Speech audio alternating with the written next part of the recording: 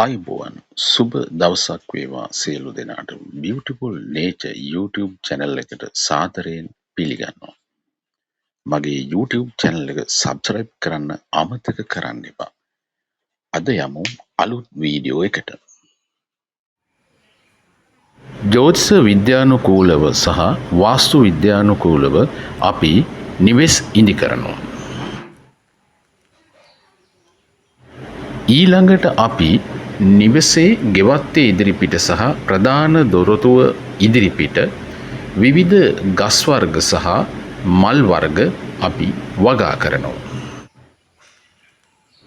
ජ්‍යොතිෂ විද්‍යානුකූලවත් වාස්තු විද්‍යානුකූලව සහ අපේ සම්ප්‍රදායික විශ්වාසයන්ට අනුව ගෙවත්ත ඉදිරිපිට වවන සහ ප්‍රධාන දොරටුව ඉදිරිපිට වවන මල් වර්ග සහ ගස් වර්ග අපිට සුබ සහ අසුබ වන බව සඳහන් කරලා තියෙනවා. අද වීඩියෝවෙන් ඉදිරිපත් කරන්නේ අසුබ යයි කියන ගස් වර්ග සහ මල් වර්ග කීපයක්. ඉතින් වීඩියෝ නරඹමු.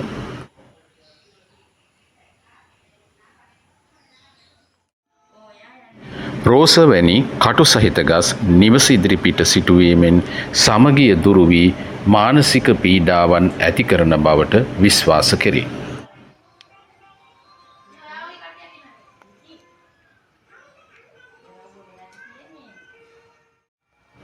බෝගන් විලා වැනි කටු සහිත ගස් වලින්ද එම අසුබ ඵලයම ගෙන දෙන බව විශ්වාස කෙරේ.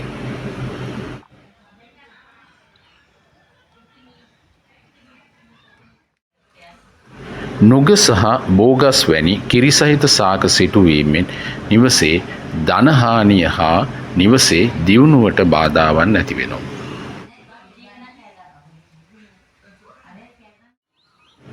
රතු වදමල් ශාකය නිවස ඉදිරිපිට සිටුවීමෙන් අසුබ ඵල ගෙන දෙන බව පැවසෙනවා.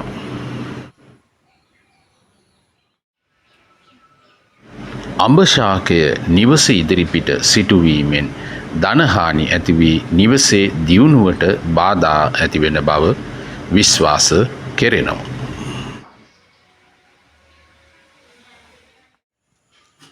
සේපාලිකා ශාකය නිවස ඉදිරිපිට සිටුවීමෙන් නිවසට වාසනාව ගෙන එන ශක්තියින් හීන කරන බවට විශ්වාස කරනවා.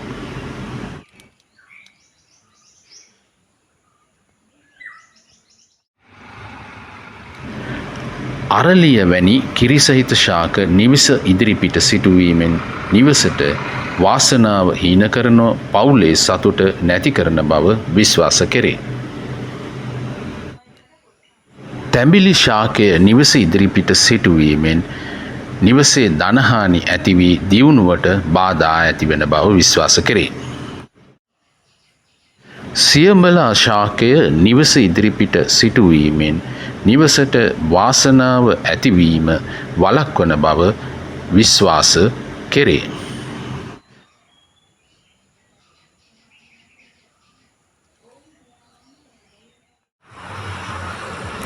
කෙසෙල් ශාකය නිවස ඉදිරිපිට සිටුවීමෙන් නිවසේ අඳුරු පැහැය වැඩිවන බවත් එවැගේම වාසනාව අඩු වෙලා යන බවත් විශ්වාස කෙරෙනවා. ජම්බු ශාකය නිවසේ ඉදිරිපිට සිටුවීමෙන් ධනහානි සහ නිවසේ දියුණුවට බාධා ඇතිවන බව විශ්වාස කෙරේ.